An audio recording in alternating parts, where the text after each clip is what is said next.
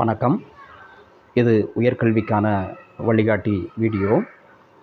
நிறைய நம்ம உயர்கல்வி சம்மந்தப்பட்ட வழிகாட்டி வீடியோக்களை பதிவேற்றம் செஞ்சுக்கிட்டே இருக்கோம். அந்த வரிசையில் இந்த வீடியோவில் நம்ம மிக உச்சபட்ச படிப்பாக எல்லோரும் கருதக்கூடிய மிக உயர்ந்த பதவியாக வேலையாக கருதக்கூடிய ஐஏஎஸ் ஐபிஎஸ் பற்றிய முழுமையான ஒரு விளக்கத்தை இந்த வீடியோவில் நம்ம பார்க்க போகிறோம். நமது பிறப்பு ஒரு சம்பவமாக இருக்கலாம், ஆனால் இறப்பு ஒரு சரித்திரமாக இருக்க வேண்டும். ஐயா அப்துல் கலாம் சொல்லிட்டு போயிருக்காங்க. கனவு காணுங்கள், ஆனால் கனவு என்பது நீ தூக்கத்தில் காண்பதல்ல, உன்னை தூங்க விடாமல் பண்ணுவது எதுவோ அதுவே லட்சிய கனவு. அப்துல் கலாம் ஐயா தான் சொல்லிட்டு போயிருக்காங்க. இதெல்லாம் உயர்ந்த லட்சியத்தோட வாழ்க்கையில் பயணிக்கணும் அப்படிங்கிற நோக்கமுடையவர்களுக்கு மிகப்பெரிய உந்து சக்தியாக இருக்கக்கூடிய வாசகங்கள். ஒரு உயர்ந்த லட்சியத்தை பற்றி பேசக்கூடிய இந்த வீடியோவில் இந்த மாதிரி வாசகங்கள்லாம் நம்ம எடுத்துகிட்டு துவக்கிறது மிகவும் பொருத்தமாக இருக்கும். அப்படிங்கிறதுனால இதை நம்ம நினைவுபடுத்துகிறோம். ஐயா சொல்லிட்டு போன நம்மளை மிகவும் உந்து சக்தியாக, ஊக்க சக்தியாக, லட்சக்கணக்கான இளைஞர்களுக்கு ஒரு நம்பிக்கை நட்சத்திரமாக விளங்கிய அப்துல் கலாம் ஐயா அவர்களுடைய அந்த கொட்டேஷன்ஸை நம்ம இங்கே நினைவுபடுத்துகிறோம். நீ எதை நினைக்கிறாயோ அதுவாகவே ஆகிறாய். நீ உன்னை வலிமையுடையவன் என்று நினைத்தால் வலிமை படைத்தவன் ஆவாய். உன்னால் சாதிக்க இயலாத காரியம் என்று எதுவும் இருப்பதாக ஒருபோதும் நினைக்காதே. ஸோ இதுவும் ரொம்ப நம்பிக்கை அளிக்கக்கூடிய வார்த்தை, சத்தியமான வார்த்தைகள். சுவாமி விவேகானந்தர் அவர்கள் சொல்லிட்டு போயிருக்கிறது. நாம் எதை நினைக்கிறோமோ அதுவாகவே ஆகிறோம் அப்படிங்கிறது உண்மைதான் அது. ஸோ இந்த பாசிட்டிவான வேர்ட்ஸோட நம்ம இந்த வீடியோவை பார்ப்போம். ஐஏஎஸ் என்றால் என்ன? ஐஏஎஸ் அப்படிங்கிறது படிப்பு அப்படின்னு நிறைய பேர் நினச்சிட்டு இருக்கோம். அது படிப்பு கிடையாது, அது ஒரு பணி, பொறுப்பு.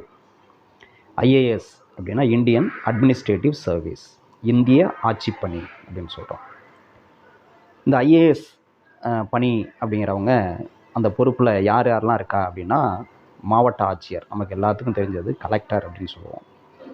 அப்புறம் துறை செயலாளர்கள். நம்ம இப்போ தமிழகத்தில் எடுத்துட்டோம் அப்படின்னா ஒவ்வொரு மாநிலத்திலையும் நிறைய துறைகள் இருக்குது.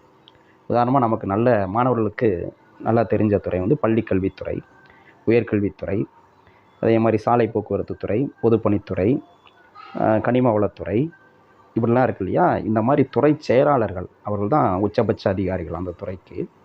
அந்த மாதிரி துறை செயலாளர்கள், தலைமைச் செயலாளர், இந்த எல்லா செயலாளருக்கும் மேலே தலைமைச் செயலாளர்.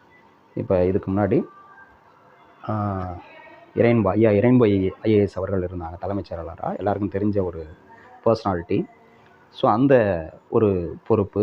அப்புறம் தலைமை தேர்தல் அலுவலர் பார்த்துருக்கலாம் நீங்கள். ஸோ இந்த மாதிரி உச்சபட்ச பொறுப்புகளுக்கு தேர்ந்தெடுக்கக்கூடிய ஒரு தேர்வு சம்மந்தமாக தான் நம்ம பார்க்க போகிறோம். இந்த பதவிகளில் தான் நம்ம ஐஏஎஸ் அப்படின்னு சொல்கிறோம், இந்தியன் அட்மினிஸ்ட்ரேட்டிவ் சர்வீஸ். சரி, நம்ம சொல்லுவோம் மாவட்ட ஆட்சியர், கலெக்டர் அப்படின்னா ஏதாவது யாரையாவது ஒருத்தர் கேள்வி கேட்கும்போது நம்ம சர்வசாதாரணமாக கேட்போம், நீ என்ன பெரிய கலெக்டரா அப்படின்னு கேட்போம். அதுக்கு என்ன காரணம் அப்படின்னா, அது அவ்வளோ பெரிய உச்சபட்ச ஒரு பணி அப்படிங்கிறனால தான் அதை நம்ம அப்படி சொல்கிறது, பெரிய கலெக்டரா அப்படின்னு கேட்குறது. ஓகே. ஸோ அப்படி ஒரு உயர்ந்த ஒரு பொறுப்பு மிகுந்த ஒரு பணி தான் அந்த ஐஏஎஸ் அப்படின்னு சொல்கிறது. ரைட். இப்போ இந்த ஐஏஎஸ் அப்படிங்கிறது பணின்னு சொல்கிறேன். அந்த பணிக்கான பொருத்தமான நபரை தேர்வு செய்யக்கூடிய தேர்வு, அந்த தேர்வு தான் நம்ம என்ன சொல்கிறோம், அந்த தேர்வை பற்றி தான் இந்த வீடியோவில் நம்ம பார்க்க போகிறோம். இப்போ அந்த தேர்வு நடத்துறது யார்? அந்த தேர்வுக்கு பேர் இருக்குது, அது அடுத்து நம்ம சொல்ல போகிறோம். இந்த தேர்வை நடத்துவது யார்? இந்த ஐஏஎஸ் பணிக்கு, மிகப்பெரிய பணிக்கு பொருத்தமான நபர்களை தேர்ந்தெடுக்கக்கூடிய அந்த தேர்வை நடத்துவது யார் அப்படின்னா UPSC, union public service commission, மத்திய குடிமைப்பணி தேர்வாணையம் அப்படின்னு சொல்கிறோம். புதுடெல்லியில் இருக்குது, இந்தியாவினுடைய தலைநகரமான புதுடெல்லியில் இருக்குது UPSC, union public service commission.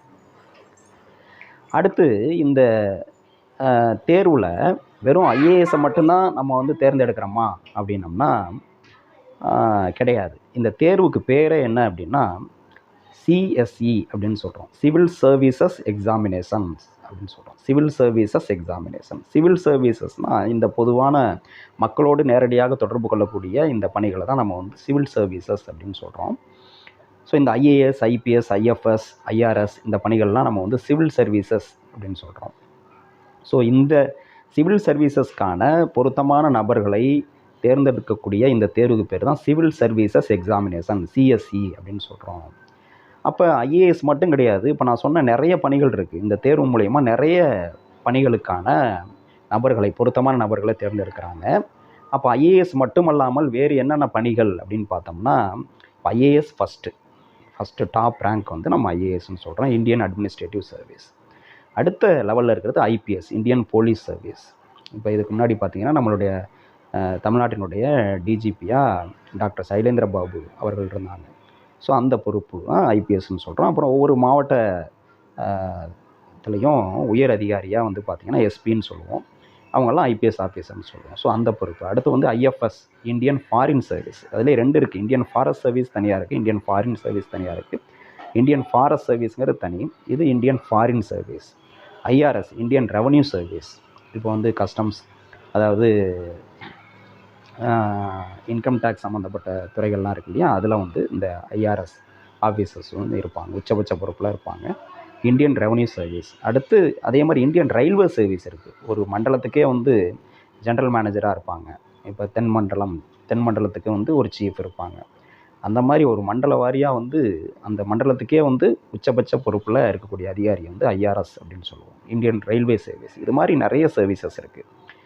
இது மட்டும் இல்லாமல் பார்த்தீங்கன்னா, நான் ஏற்கனவே சொன்னேன் அந்த எல்லோவில் போட்டிருக்கோம் இல்லையா, ஐஏஎஸ், ஐபிஎஸ், ஐஎஃப்எஸ், அடுத்து IFS Indian forest service, Indian foreign service, அப்புறம் Indian railway and account services.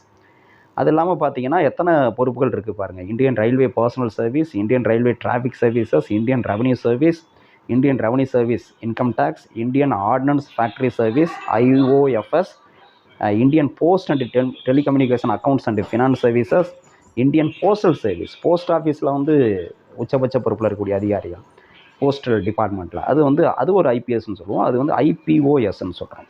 Right. அடுத்து பார்த்தீங்கன்னா Indian corporate law service, Indian defence account service, Indian defence estate service, Indian civil account service, Indian information service, railway protection force, Indian trade service, armed forces head quarter civil service, Delhi Andaman Nicobar island civil service, Delhi Andaman Nicobar islands police service, Pondicherry civil service, Pondicherry police service, Indian audit and account services. இந்த மாதிரி இத்தனை பணிகளுக்கும் இதெல்லாமே மிகப்பெரிய பொறுப்பு.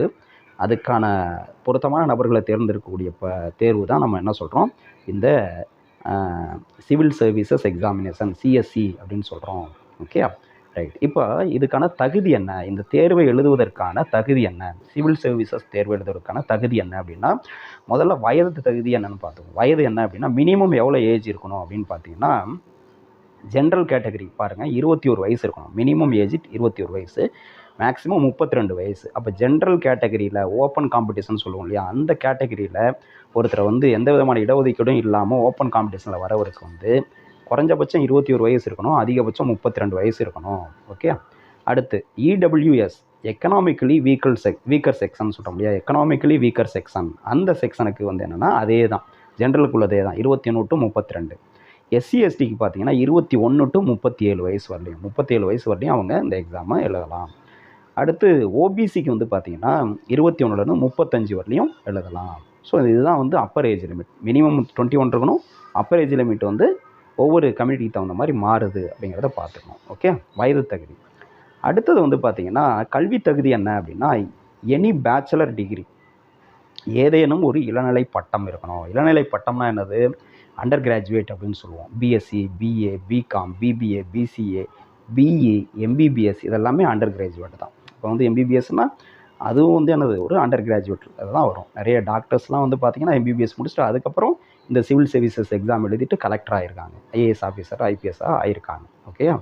So இதெல்லாமே வந்து இளநிலை பட்டம்னு சொல்கிறோம். இந்த பட்டங்களில் ஏதாவது ஒன்று இருந்திருந்தால் போதும், நம்ம இந்த எக்ஸாமில் அப்பியர் ஆக முடியும். ஏதேனும் ஒரு இளநிலை பட்டம், அது பிஏ எக்கனாமிக்ஸாக இருக்கலாம், எம்பிபிஎஸ்ஸாக இருந்தாலும் சரி.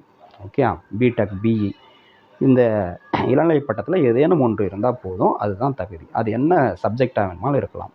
ரெகக்னைஸ்டு யூனிவர்சிட்டியில் ஓகே அங்கீகரிக்கப்பட்ட பல்கலைக்கழகத்திலிருந்து பெறப்பட்ட ஒரு இளநிலை பட்டம் இருக்கணும். ஓகே, இதுதான் கல்வி தகுதி. அடுத்தது தேர்வில் என்னென்ன தேர்வு, இந்த தேர்வினுடைய படிநிலைகள் என்னென்ன, செட்டப், இந்த எக்ஸாமினேஷன் செட்டப் என்ன அப்படின்னு பார்த்தீங்கன்னா, இதில் வந்து 3 நிலைகள் இருக்குதா சொல்கிறோம். ஒன்று வந்து என்னென்னா ப்ரிலிம்ஸ் அப்படின்னு சொல்கிறது. ப்ரிலிம்ஸ் முதல் நிலை தேர்வு அப்படின்னு சொல்லுவோம். ப்ரிலிம்ஸ் அப்படின்னா முதல் நிலை தேர்வு.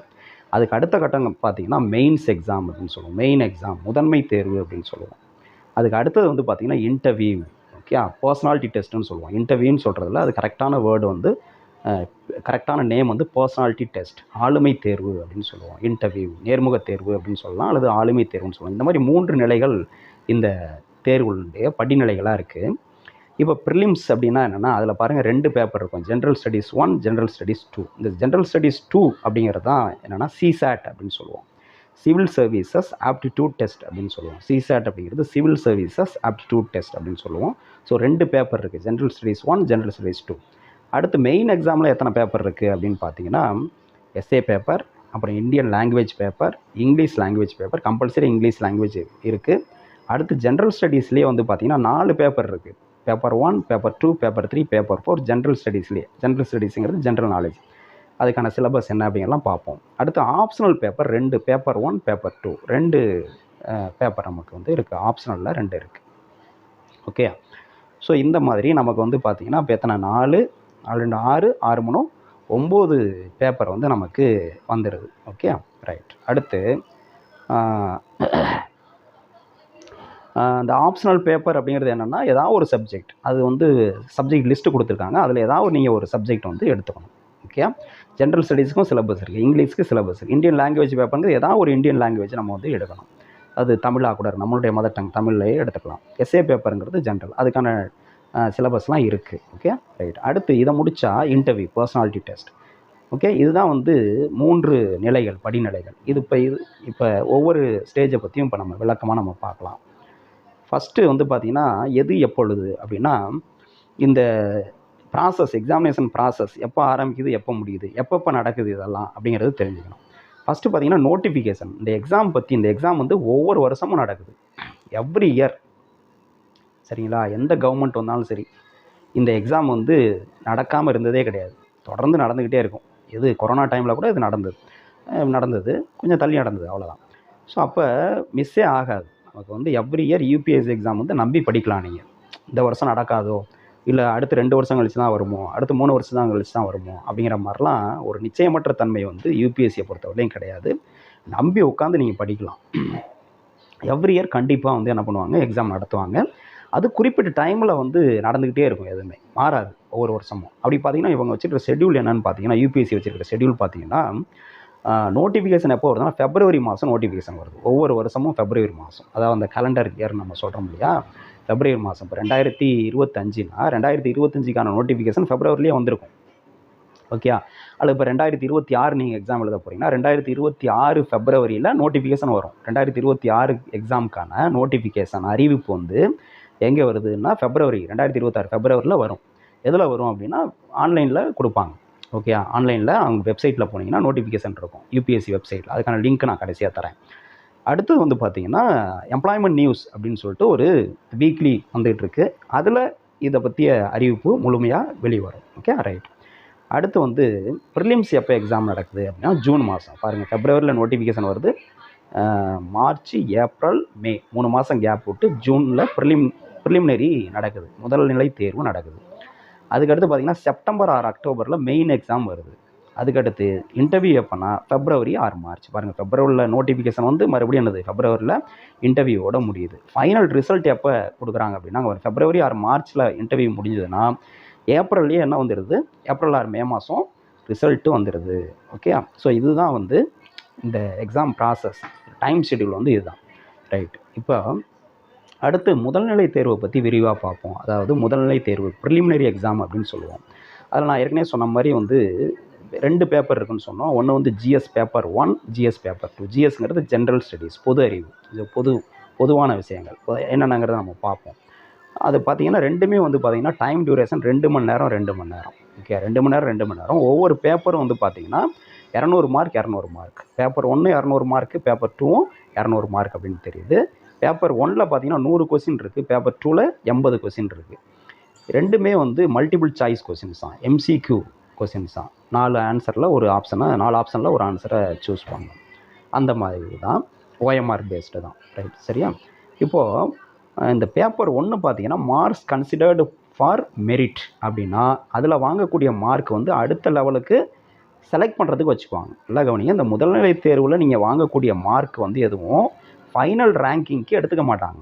ஃபைனல் ரேங்கிங்கிறது என்ன அப்படின்னா அந்த ஃபைனல் ரிசல்ட்டுக்கு வந்து எடுக்கிறாங்களே அந்த மார்க் வந்து ப்ரிலிமினரியில் வாங்கக்கூடிய மார்க்கை வந்து எதுவுமே எடுத்துக்க மாட்டாங்க.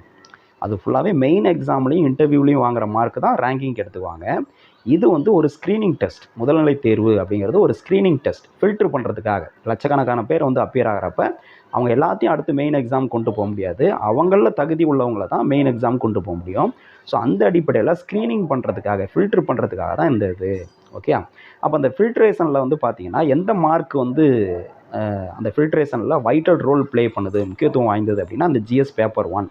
அதில் வாங்கக்கூடிய மார்க் தான் உங்களை வந்து அடுத்த லெவலுக்கு கொண்டு போகும். அந்த ஜிஎஸ் பேப்பர் 2 இருக்குல்ல, சிசாட் இருக்கு இல்லையா, சிவில் சர்வீசஸ் ஆப்டிடியூட் டெஸ்ட், அதுக்கெலாம் என்ன சிலபஸ்ங்கிறது அடுத்து பார்க்க போகிறோம்.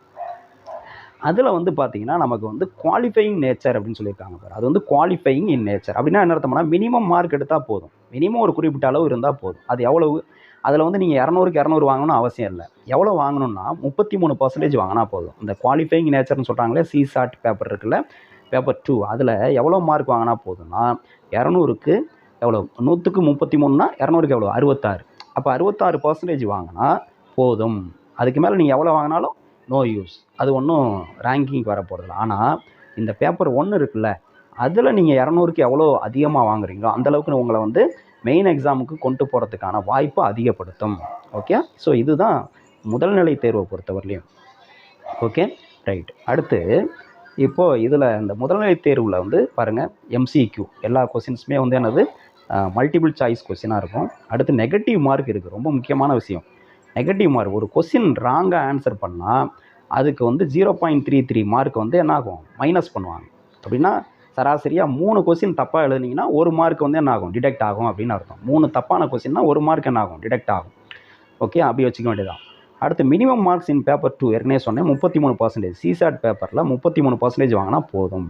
அடுத்து கொஸ்டின் பேப்பர் வந்து ஹிந்தியும் இங்கிலீஷில் மட்டும்தான் இருக்கும், நம்ம தமிழில் இருக்காது. நம்ம தான் இங்கிலீஷில் இருக்கிறத புரிஞ்சுக்கிட்டு நம்ம ஆன்சர் பண்ணணும். அது வந்து நமக்கு இங்கிலீஷ்லேயும் ஹிந்தியில் மட்டும்தான் இருக்கும் கொஸ்டின் பேப்பர். ஓகே, ஸோ அப்போ அடிப்படையான இங்கிலீஷ் நாலேஜ் வந்து அவசியம் அப்படிங்கிறது தெரியுது. இதுதான் முதல்நிலை தேர்வை பொறுத்தவரை. முதல்நிலை தேர்வுக்கான பாடப்பகுதி என்ன அப்படின்னு பாருங்கள். இதுக்கான பாடப்பகுதி என்ன, சிலபஸ் என்ன கொடுத்துருக்காங்க, வெப்சைட்லேயே கொடுத்துருக்காங்க. என்ன அப்படின்னா பாருங்கள், யூபிஎஸ்சி ப்ரிலிம்ஸ் ஜிஎஸ் பேப்பர் 1 அதுக்கு என்ன சிலபஸ் அப்படின்னா பாருங்கள் என்னென்ன இருக்குது. கரண்ட் ஈவெண்ட்ஸ் இருக்குது, அதாவது சமீபத்திய நடப்புகள், இப்போ என்ன நடந்துகிட்ருக்கு அப்படிங்கிற கரண்ட் ஈவெண்ட்ஸ். அடுத்து history of India and Indian national movement. Okay, இந்திய வரலாறு மற்றும் அப்புறம் இந்தியன் நேஷனல் மூவ்மெண்ட், இந்திய தேசிய இயக்கம். அடுத்து இந்தியன் அண்டு வேர்ல்டு ஜியாகிரஃபி, ஜியாகிரஃபியில் இந்தியன் ஜியாகிரஃபியும் படிக்கணும், வேர்ல்டு ஜியாகிரஃபியும் படிக்கணும். அடுத்து Indian polity and governance, okay, political science. அடுத்து எக்கனாமிக் அண்டு சோசியல் டெவலப்மெண்ட், பொருளாதாரம் மற்றும் சமுதாய முன்னேற்றம். அடுத்து general issues on environmental, ecology, biodiversity, climate change. So இந்த சுற்றுச்சூழல் சம்மந்தப்பட்ட விஷயம் வந்து முக்கியமாக இதில் இருக்குது. அடுத்து ஜென்ரல் சயின்ஸ், பொதுவான அறிவியல், எது ஃபிசிக்ஸு, கெமிஸ்ட்ரி, பயாலஜி இது இருக்கு இல்லையா, இதுதான் ஜென்ரல் சயின்ஸ் அப்படின்னு சொல்கிறது.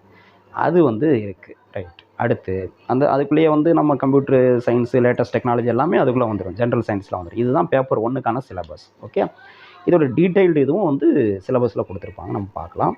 அடுத்து பேப்பர் 2க்கு என்ன சிலபஸ், சிசாட்னு சொன்னோம் இல்லையா, CSAT paper civil services aptitude test அப்படின்னு சொன்னோம் இல்லையா, அதுக்கு என்ன சிலபஸ் அப்படின்னு பார்த்தீங்கன்னா ஒன்று காம்ப்ரிஹென்ஷன் புரிஞ்சுக்கிறது, ஒரு விஷயத்தை எப்படி நம்ம புரிஞ்சுக்கிறோம், ஒரு பேராகிராஃப் கொடுத்து கீழே வந்து கொஸ்டின் கேட்குறது, அந்த பேராகிராஃபை நம்ம எந்த அளவுக்கு அண்டர்ஸ்டாண்ட் பண்ணிக்கிறோம் அப்படிங்கிறத புரிஞ்சுக்கிறதுக்காக கீழே கொஸ்டின் கேட்பாங்களா, அந்த மாதிரி இது. அடுத்து interpersonal skills including communication skill test பண்ணுறது. அடுத்து logical reasoning and analytical ability, decision making and problem solving, general mental ability, basic numeracy, data interpreters. இது எல்லாமே வந்து என்னென்னா இதெல்லாம் பாருங்கள் 10th லெவல் தான். பேசிக் நியூமரசி அப்படிங்கிறது கேல்குலேஷன்ஸ், ப்ராப்ளம் சால்வ் பண்ணுறது எல்லாமே வந்து என்னது 10th லெவலில் தான். அதே மாதிரி டேட்டா இன்டர்பிரேட்டேஷனும் 10th லெவல் தான். ஸோ இதெல்லாமே வந்து என்னென்னா நமக்கு ஏற்கனவே சொன்னோம், இதில் வந்து இப்போ ஒரு ஜஸ்ட்டு 33% வாங்கிட்டோம்னா போதும், குவாலிஃபையிங் பேப்பர்னு சொல்லியிருக்கோம். இதில் பெரிய அளவில் மார்க் வாங்கணும்னு அவசியம் இல்லை. ஸோ அந்தளவுக்கு இதில் வந்து ப்ரிப்பேர்ட் ஆகிட்டோம்னாவே, இதில் உள்ள விஷயங்களை தயார் பண்ணிட்டோம்னாவே போதும். இதுதான் சிசாட் பேப்பர்னு சொல்கிறது. இதுதான் சிலபஸ். ஓகே, முதல்நிலை தேர்வு. இப்போ முதல்நிலை தேர்வுக்கு இந்த சிலபஸை இது பண்ணிவிட்டு ப்ரிப்பேர் ஆகி செலக்ட் ஆகிட்டோம்னு வச்சுக்கோங்க. அடுத்து நம்ம எங்கே போவோம்? மெயின் எக்ஸாம் போவோம், முதன்மை தேர்வுக்கு போவோம். இந்த முதன்மை தேர்வை பற்றி சொல்லணும் அப்படின்னா, முதன்மை தேர்வில் வந்து 2 பார்ட். ஒன்று மெயின் ரிட்டன் எக்ஸாம், இன்னொன்று இன்டர்வியூ. அதான் பர்சனாலிட்டி டெஸ்ட்டுன்னு சொல்கிறோம். ரிட்டன் எக்ஸாமும் இன்டர்வியூவும் சேர்த்து தான் மெயின் எக்ஸாம்னு நம்ம சொல்லுவோம். ஓகே, இப்போ இதில் வாங்கக்கூடிய மார்க் தான் நமக்கு வந்து ரேங்கிங்கில் வரும், போஸ்டிங் டிசைட் பண்ணுறது. இப்போ இதில் எத்தனை பேப்பர் இருக்குதுன்னு பார்த்தோம் பாருங்கள். ஒன்று வந்து பார்த்திங்கன்னா குவாலிஃபையிங் பேப்பர்ஸ். குவாலிஃபையிங் பேப்பர்ஸ் வந்து இங்கிலீஷு, இந்தியன் லாங்குவேஜ். ஒரு இங்கிலீஷ் கம்பல்சரி இருக்கும், அது 300 மார்க். அதேமாதிரி இந்தியன் லாங்குவேஜ் நம்ம வந்து தமிழே எடுத்துக்கலாம், அது ஒரு 300 மார்க். அது வந்து 10th லெவலில் தான் இருக்கும், அது குவாலிஃபையிங். அதில் வாங்கக்கூடிய மார்க் வந்து என்னது, நமக்கு ரேங்கிங்க்கும் கிடையாது. இந்த 600 மார்க்கில் நம்ம வாங்கக்கூடிய மார்க் வந்து ரேங்கிங்கில் கிடையாது. அதில் மினிமம் மார்க் வாங்கினா போதும், ஜஸ்ட்டு பாஸ் பண்ணால் போதும். ஓகே, அடுத்து எஸ்ஏ பேப்பர் இருக்கும். அடுத்த பேப்பர் பாருங்கள், எஸ்ஏ பேப்பர். இப்போ இதுக்கப்புறம் வரக்கூடிய மார்க்கு தான் நமக்கு வந்து ரேங்கிங்க்கு எடுக்கக்கூடிய மார்க். எஸ்ஏ பேப்பர் வந்து பார்த்தோம்னா 2 எஸ்ஏ எழுதணும், 250 மார்க் அது மொத்தம். ஓகே, அடுத்து வந்து ஜென்ரல் ஸ்டடீஸில் 4 பேப்பர் இருக்குதுன்னு சொன்னோம் இல்லையா? Paper 1, paper 2, paper 3, paper 4. இது எல்லாத்துக்குமே சிலபஸ் இருக்குது, டீட்டெயில்டாக சிலபஸ் இருக்குது. அந்த சிலபஸை வச்சுட்டு நம்ம வந்து ப்ரிப்பேர் பண்ணோம். So paper 1, paper 2, paper 3, paper 4, இந்த 4 பேப்பருக்குமே ஒவ்வொரு பேப்பருக்கும் எவ்வளோ மார்க் பாருங்கள், 250 மார்க். அப்போ டோட்டலாக எவ்வளோ? 1000 மார்க். ஜென்ரல் ஸ்டடீஸ் மட்டுமே 1000 மார்க் இருக்குது. அடுத்து ஆப்ஷனல் சப்ஜெக்ட். இந்த ஆப்ஷனல் சப்ஜெக்ட்டுங்கிறது அவங்க லிஸ்ட்டு கொடுத்துருக்காங்க என்னென்ன சப்ஜெக்ட்டுன்ட்டு. அதில் வந்து நம்ம தமிழும் இருக்கும், தமிழ் லிட்ரேச்சரும் இருக்கும், அப்புறம் வந்து ஃபிசிக்ஸ் இருக்கும், கெமிஸ்ட்ரி இருக்கும், பயாலஜி இருக்கும், எக்கனாமிக்ஸ் இருக்கும், ஹிஸ்ட்ரி இருக்கும், ஜியாகிரஃபி இருக்கும். இந்த மாதிரி நிறைய சப்ஜெக்ட்ஸ் அவங்க லிஸ்ட்டு கொடுத்துருக்காங்க வெப்சைட்டில். அதுக்குள்ளே ஏதாவது ஒரு சப்ஜெக்டை நம்ம சூஸ் பண்ணணும். அது எப்படி சூஸ் பண்ணணும் என்னங்கிறலாம் அடுத்து பார்ப்போம். ஸோ இதை சூஸ் பண்ணோம். இதில் வந்து பார்த்திங்கன்னா 2 பேப்பர் இருக்கும், அதுலேயுமே 2 பேப்பர். ஒவ்வொரு பேப்பருக்கும் சிலபஸ் இருக்குது. பேப்பர் 1க்கு என்ன சிலபஸ், பேப்பர் 2க்கு என்ன சிலபஸ்ங்கிறது நம்ம வெப்சைட்லேயே கொடுத்துருக்காங்க. ஸோ இதில் 2 பேப்பர், ஒவ்வொரு பேப்பருக்கும் பாருங்கள் 250 மார்க். அப்போ மொத்தம் 500 மார்க். ஓகே, இப்போது அடுத்து வந்து பாருங்கள், இது முடிச்சாச்சு. அடுத்து வந்து என்னது, ரிட்டன் எக்ஸாம் பேஸ் பண்ணி, இந்த மார்க்கை பேஸ் பண்ணி தான் என்ன பண்ணுவாங்கன்னா இன்டர்வியூவுக்கு கூப்பிட்றாங்க. இன்டர்வியூவுக்கு எவ்வளோ மார்க்குன்னு பார்த்தீங்கன்னா 275 மார்க். ஓகே, அப்போ டோட்டலாக எவ்வளோ மார்க் சார்? மெயின் எக்ஸாம்ங்கிறது ரிட்டன் எக்ஸாமும் இன்டர்வியூவும் சேர்த்துன்னு சொன்னேன். அப்போ டோட்டலாக எவ்வளவு? Papers to be counted for merit எவ்வளவு? ரிட்டன் எக்ஸாம் மட்டும் எவ்வளோ மார்க் பாருங்கள். முதல்ல ஒரு 250, அப்புறம் ஒரு 1000, 1250, ஒரு 500, அப்போ 1750 mark written mark, plus 275 mark வந்து இன்டர்வியூ. அப்போ டோட்டலாக எவ்வளவு? 2025 மார்க். இந்த 2025 மார்க் தான் உங்களுடைய போஸ்டிங். நீங்கள் செலக்ட் ஆகுறீங்களா இல்லையா, ஐஏஎஸ்ஸா ஐபிஎஸ்ஸா அப்படிங்கிறது நிர்ணயம் பண்ணுறது இந்த 2025 மார்க் தான். ஓகே, இதுதான் பேட்டர்ன், மெயின் எக்ஸாமோட பேட்டர்ன். ரைட். அடுத்து இப்போ இந்த மெயின் எக்ஸாம் பொறுத்தவரை, இப்போ இந்த ப்ரிலிமினரி எக்ஸாம் வந்து நம்ம என்ன சொன்னோம், எம்சிக்யூன்னு சொன்னோம்ல, மல்டிபிள் சாய்ஸ் கொஸ்டின் சொன்னோமா. இந்த மெயின் எக்ஸாம் பொறுத்தவரையும் ஃபுல்லாக டெஸ்கிரிப்டிவ் டைப். ஓகே, விளக்கமாக எழுதணும். இது வந்து ப்ரிலிமினரி எக்ஸாம் வந்து நமக்கு ஃபுல்லாக வந்து என்னது, ப்ரிலிமினரி எக்ஸாம் பொறுத்தவரையிலையும் ஃபுல்லாக வந்து நமக்கு வந்து எம்சிக்யூ ஏவா பிஆ சிஆ டிஆன்னு சேட் பண்ணால் போதும் OMRல. ஆனால் இந்த மெயின் எக்ஸாம் பொறுத்தவரையிலும் என்னென்னா ஃபுல்லாக பேப்பரில் பக்கமாக எழுதணும், விளக்கமாக எழுதணும். இதுலேயும் வந்து பார்த்திங்கன்னா கொஸ்டின்ஸ் வந்து நமக்கு வந்து இங்கிலீஷில் தான் இருக்கும், இங்கிலீஷாக இருக்குது, ஹிந்தியில் தான் இருக்கும். நம்ம தான் அதை புரிஞ்சுக்கிட்டு தமிழ் மீடியத்துலையும் எழுதலாம். அது நம்ம வந்து அடுத்து பார்க்க போகிறோம், விளக்கமாக சொல்ல போகிறோம். ஐஏஎஸ் எக்ஸாம் வந்து தமிழ்லேயும் எழுதலாம், ஆனால் கொஸ்டின் வந்து இங்கிலீஷில் தான் இருக்கும். அதை நம்ம புரிஞ்சுக்கிட்டு தமிழில் ஆன்சர் பண்ணணும். ஓகே, தமிழ் எழுதுறதா இருந்தால். Okay, right. அடுத்து நேர்முக தேர்வு. இப்போ இதில் முடித்தவங்க மெயின் எக்ஸாமில் ஒரு குறிப்பிட்ட அளவு மார்க் வாங்கினவங்கள இன்டர்வியூக்கு கூப்பிட்றாங்க. இன்டர்வியூ எவ்வளோ பேர் கூப்பிட்றாங்கன்னா, எவ்வளோ போஸ்டிங்கோ அதை போல் 2 மடங்கு கூப்பிட்றாங்க.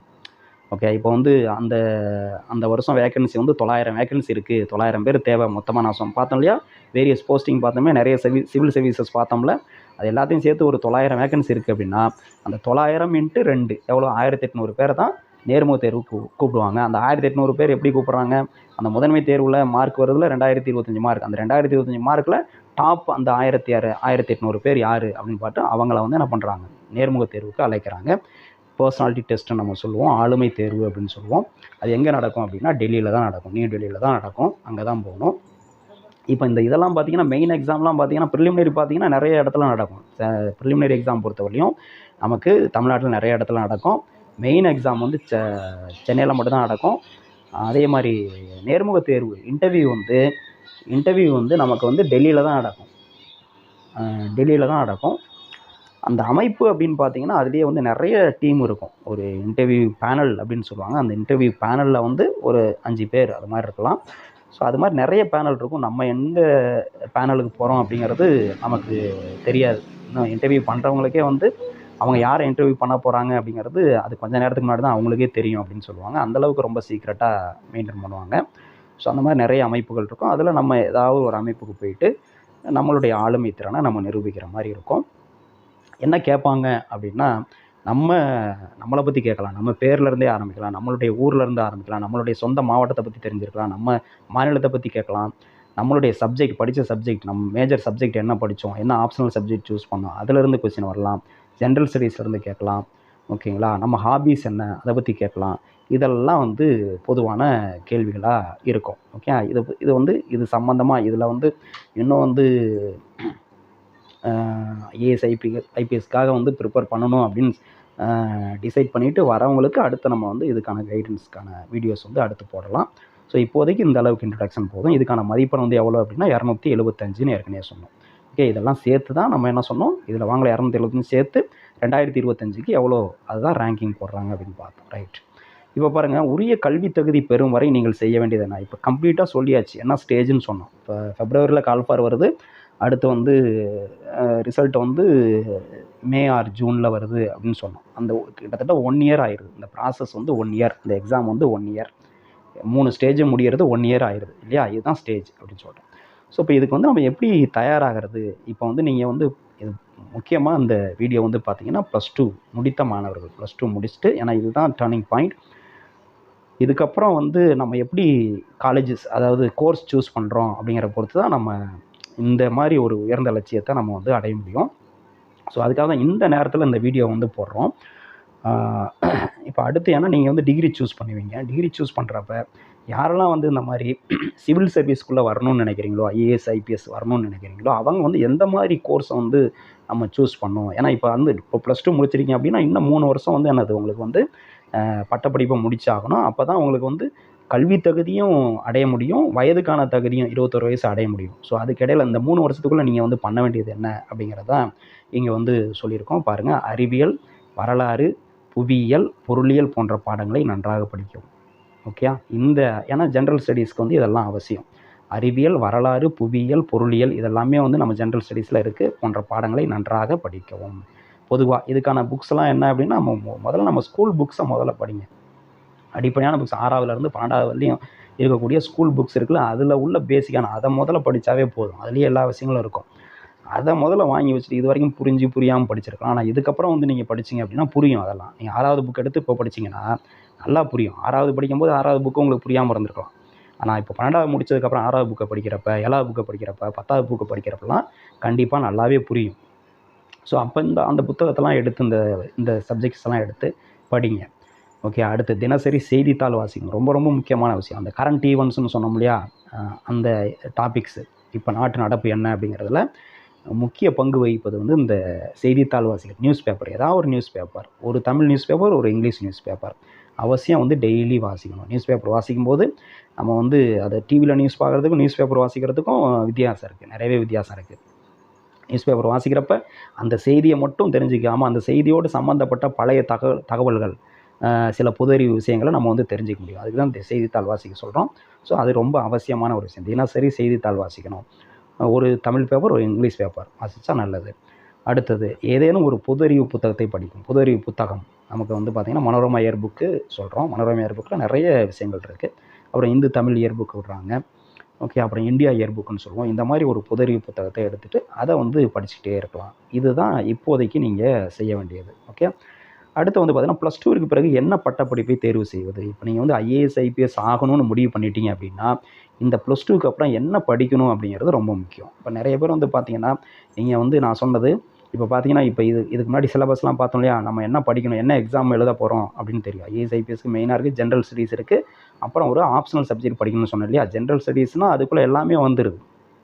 சயின்ஸு, சோசியல் சயின்ஸு, ஹிஸ்ட்ரி, ஜியாகிரஃபியில் அதுக்குள்ளே எக்கனாமிக்ஸு, பொலிட்டிக்கல் சயின்ஸு இதெல்லாமே வந்துடும். ஸோ அப்போ அதெல்லாம் நம்ம படிக்கணும். அதோடு சேர்த்து ஒரு ஆப்ஷனல் சப்ஜெக்ட், மேஜர் சப்ஜெக்ட் ஒன்று படிக்கணும். அது வந்து தமிழ் லிட்ரேச்சராக இருக்கலாம், இல்லை ஹிஸ்ட்ரியாக இருக்கலாம், ஜாகிரஃபியாக இருக்கலாம், ஃபிசிக்ஸாக இருக்கலாம், கெமிஸ்ட்ரியாக இருக்கலாம், பயாலஜியாக இருக்கலாம், மெடிசினாக இருக்கலாம், ஓகே, என்ஜினியரிங் சப்ஜெக்டாக இருக்கலாம். அதெல்லாம் இருக்குது லிஸ்ட்டில், நீங்கள் பார்த்தீங்கன்னா தெரியும், வெப்சைட்டில் பார்த்தீங்கன்னா தெரியும். ஸோ அது நம்ம படிக்கணும். அப்போ நம்ம வந்து என்ன சப்ஜெக்டை சூஸ் பண்ணணும் அப்படின்னா, ஆப்ஷனல் சப்ஜெக்ட் இன் மெயின்ஸ் இருக்குல்ல, நம்ம வந்து ஒரு ஐஏஎஸ் ஐபிஎஸ் எக்ஸாமுக்கு ஆப்ஷனல் சப்ஜெக்ட், அந்த மெயின் சப்ஜெக்ட் சொன்னாலே எத்தனை பேப்பர் எழுதுறோம், அதில் வந்து 2 பேப்பர் எழுதுறோம்ல ஆப்ஷனல் சப்ஜெக்டில், பேப்பர் 1 பேப்பர் 2. அந்த பேப்பர் என்ன எடுக்க போகிறோம், அதுக்கான சப்ஜெக்டை இங்கே நீங்கள் படிச்சிங்கன்னா நல்லது. இப்போ உதாரணமாக பார்த்தீங்கன்னா, இப்போ உங்களுக்கு வந்து இன்ட்ரெஸ்ட் வந்து எது அப்படிங்கிறது, இந்த மாதிரி சப்ஜெக்ட் எடுக்கிறப்போ உங்களுக்கு என்ன இன்ட்ரெஸ்ட் அப்படிங்கிறது தெரியணும்.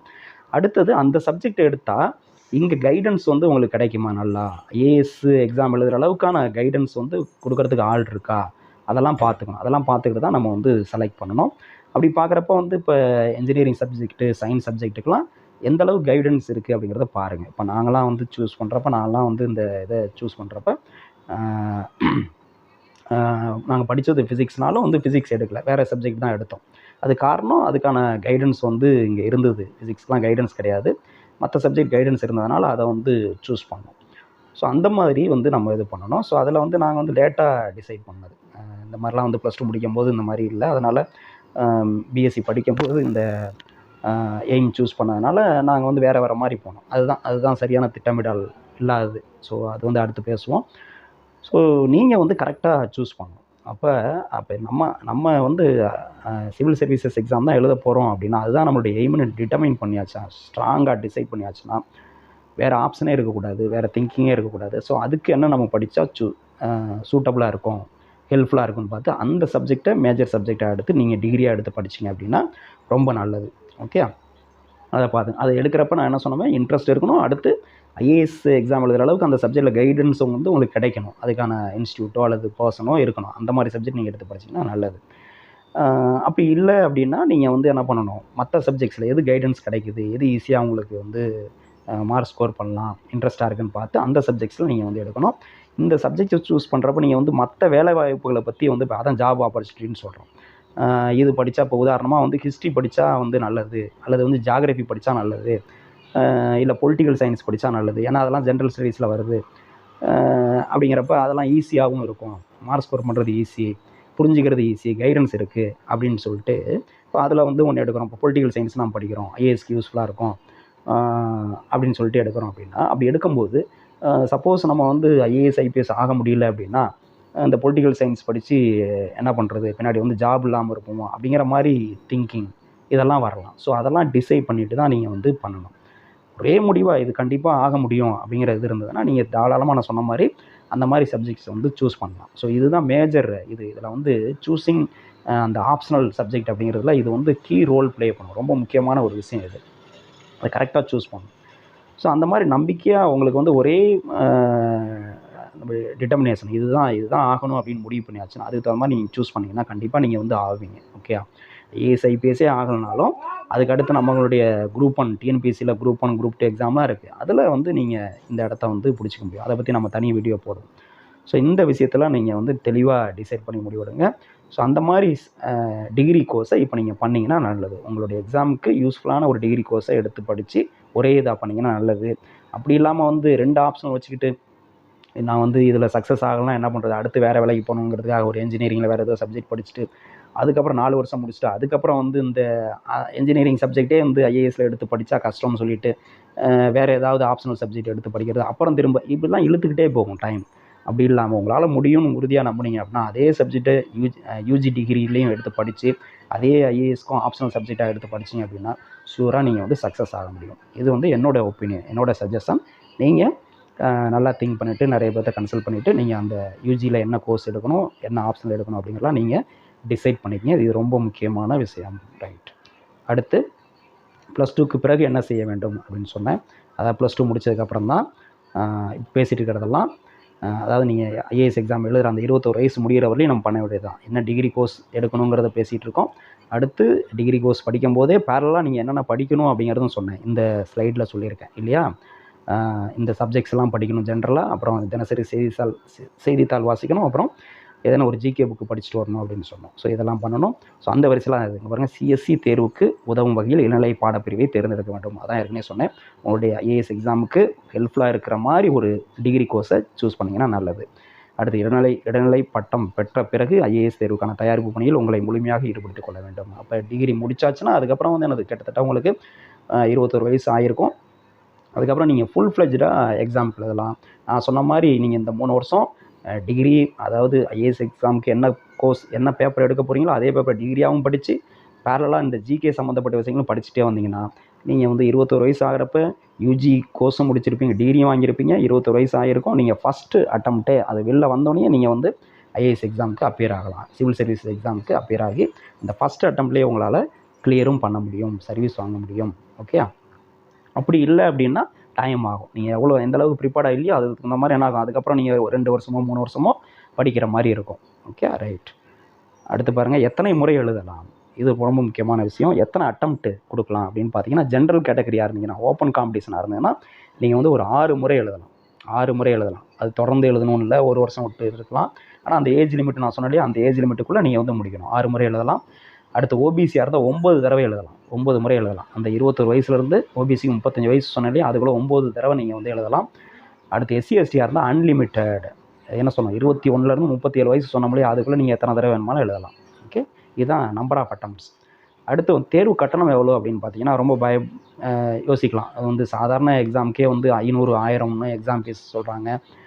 ஐஏஎஸ்ங்கிறது பெரிய எக்ஸாம், அதுக்குலாம் நிறைய ஃபீஸ் 5000 10,000 ஃபீஸ் இருக்குமோ அப்படின்லாம் நினைக்கலாம். கிடையவே கிடையாது. பாருங்கள், ப்ரிலிமினரி எக்ஸாமுக்கு எக்ஸாம் ஃபீஸ் வந்து 100 ரூபா தான். மெயின் எக்ஸாமுக்கு எக்ஸாம் ஃபீஸு 200 ரூபா தான். அதுவும் பார்த்திங்கன்னா எஸ்சி எஸ்டிக்கு அந்த ஃபீஸும் கிடையாது. இவ்வளோ தான் எக்ஸாம் ஃபீஸ். ஓகே, அடுத்து எப்படி விண்ணப்பிப்பது அப்படின்னு பார்த்தீங்கன்னா ஆன்லைனில் தான் அப்ளை பண்ணணும். அதுக்கான வெப்சைட் ஐடி இங்கே கொடுத்துருக்கேன், வந்து பாருங்கள். https://upsc.online.gov.in இந்த வெப்சைட்டில் போனீங்கன்னா இதான் யூபிஎஸ்சிக்கான வெப்சைட்டு. இதில் போனோம்னா எல்லா தகவலும் பார்க்கலாம். இதில் தான் நம்ம வந்து அப்ளை பண்ணணும், ஆன்லைனில் அப்ளை பண்ணணும். ரைட். தமிழில் தேர்வு எழுத முடியுமா? எழுதி வெற்றி பெற முடியும். எழுதி வெற்றி அடைந்தவர்களுக்கான ஒரு உதாரணம் தான் இந்த பாலகிருஷ்ணன் ஐயா, டாக்டர் பாலகிருஷ்ணன் ஐயா. இவங்க வந்து பார்த்திங்கன்னா தமிழில் மிகுந்த ஆர்வம் உடைய ஒரு ஐஏஎஸ் அதிகாரி. இவங்க முழுக்க ஐஏஎஸ் தேர்வை தமிழ்லேயே எழுதி வெற்றி பெற்றவங்க. இது ஒரு உதாரணம் சொல்கிறேன். இது மாதிரி நிறைய பேர் இருக்காங்க. இப்போ ஐஏஎஸ் தேர்வை முழுக்க தமிழில் எழுத முடியும். நான் சொன்ன மாதிரி கொஸ்டின் இங்கிலீஷில் தான் இருக்கும். ஆனால் நம்ம தான் அதுக்கான ஆன்சரை அதை தமிழில் புரிஞ்சுக்கிட்டு அதுக்கான விடையை தமிழில் எழுதணும். அதுக்கான மெட்டீரியல்ஸ்லாம் நம்ம தமிழில் தயார் பண்ணி வச்சுக்கணும். அப்போ தமிழ்லையே நம்ம என்ன பண்ணலாம், மெயின் எக்ஸாம் ஃபுல்லாக எழுதலாம்.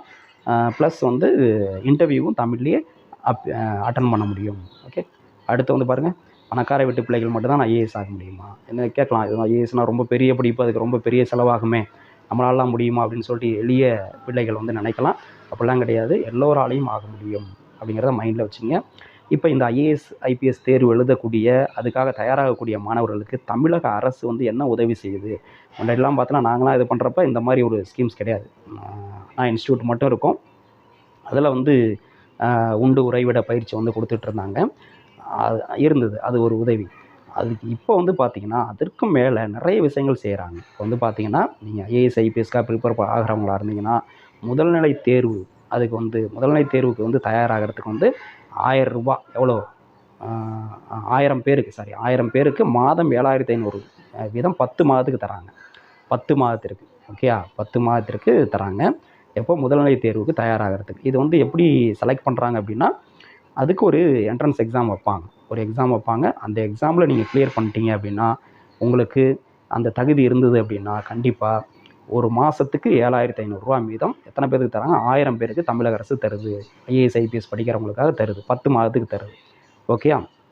எடுத்து பாருங்கள், முதன்மை தேர்வு, அதாவது முதல்நிலை தேர்வு கிளியர் பண்ணவங்களுக்கு, முதல்நிலை தேர்வு ப்ரிலிமினரியில் கிளியர் பண்ணிட்டேன், அடுத்து நான் மெயின் எக்ஸாம் எழுத போகிறேன் அப்படிங்கிறவங்களுக்கு பார்த்தீங்கன்னா 25000 ரூபா மொத்தமாக தராங்க. முதன்மை தேர்வுக்காக தயாராகிறவங்களுக்கு 25000 ரூபா மொத்தமாக தராங்க.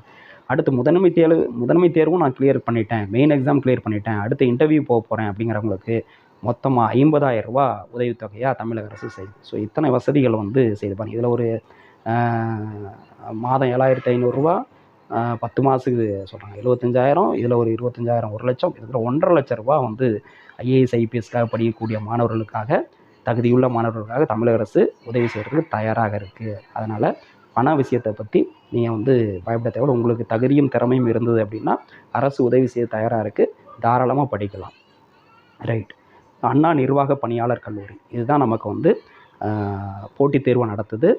போட்டித் தேர்வு நடத்தி அந்த உதவித்தொகைக்கான சரியான நபர்களை தேர்ந்தெடுக்கிறது இதுதான். அதுலேயே வந்து என்ன பண்ணுறாங்கன்னா, அந்த போட்டித் தேர்வில் நீங்கள் வெற்றி பெற்றுட்டீங்க அப்படின்னா, அண்ணா நிர்வாக பணியாளர் கல்லூரி சென்னையில் இருக்குது, தமிழ்நாடு அரசுடையது.